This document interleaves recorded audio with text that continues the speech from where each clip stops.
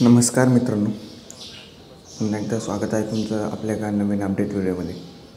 मित्रांनो, आज भव्यदिव्य असं एक आदत एक बैल असं जोगवाडीकरांचं आदतचं मैदान पार पडणार आहे आणि त्या मैदानात बकासूर पळणार की नाही हे तुम्हाला मी अपडेट देणार आहे.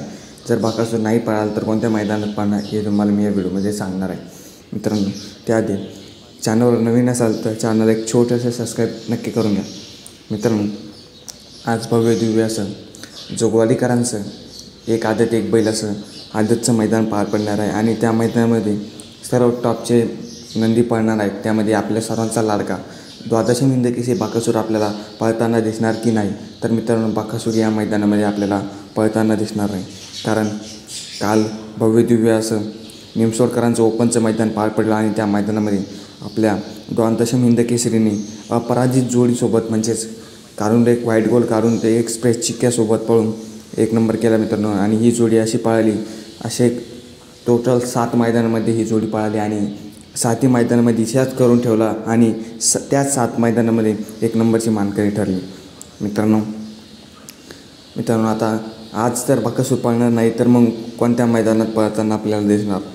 तर मित्रांनो, बकासूर आपल्याला श्री बार्शी यात्रेनिमित्त कृषीमंत्री केसरी भव्यदिव्य बैलगाडा शर्यत एक आदत एक बैल असं हे मैदान.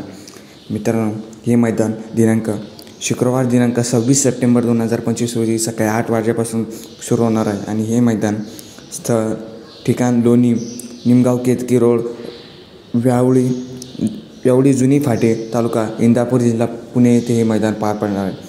या मैदानामध्ये आपल्या सर्वांचा लाडका द्वादशी हिंदकेसरी बकासूर पळणार की नाही, तर मित्रांनो या मैदानामध्ये आपल्याला 100% बकासूर आपल्याला पळताना दिसणार आहे. या मैदानाचे बक्षीस स्वरूपे आपण स्क्रीनवर बघू शकतात. मित्रांनो, या मैदानात बकासूर तर पळणार आहे पण बकासूरचा टॉपचा पायरा कोण असणार.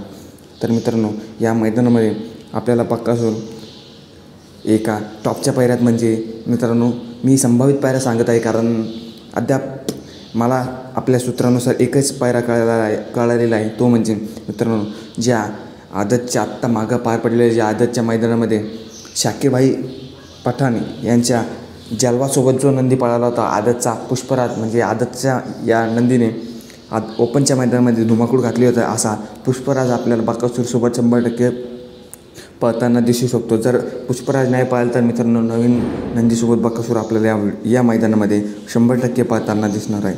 मित्रांनो, बकासूर तर 100% पळणार आहे. बरं, बाकीचे नंदी कोणते पळणार तर ते तुम्हाला मी लगेच थोड्या वेळात अपडेट देऊन कळवतो. मित्रांनो, व्हिडिओ आवडला असेल तर व्हिडिओला एक लाईक आणि चॅनलला एक सबस्क्राईब नक्की करा. धन्यवाद. याच मैदानामध्ये आपला लाडका बकासूर 100% पळताना पाहायला मिळणार आहे मित्रांनो.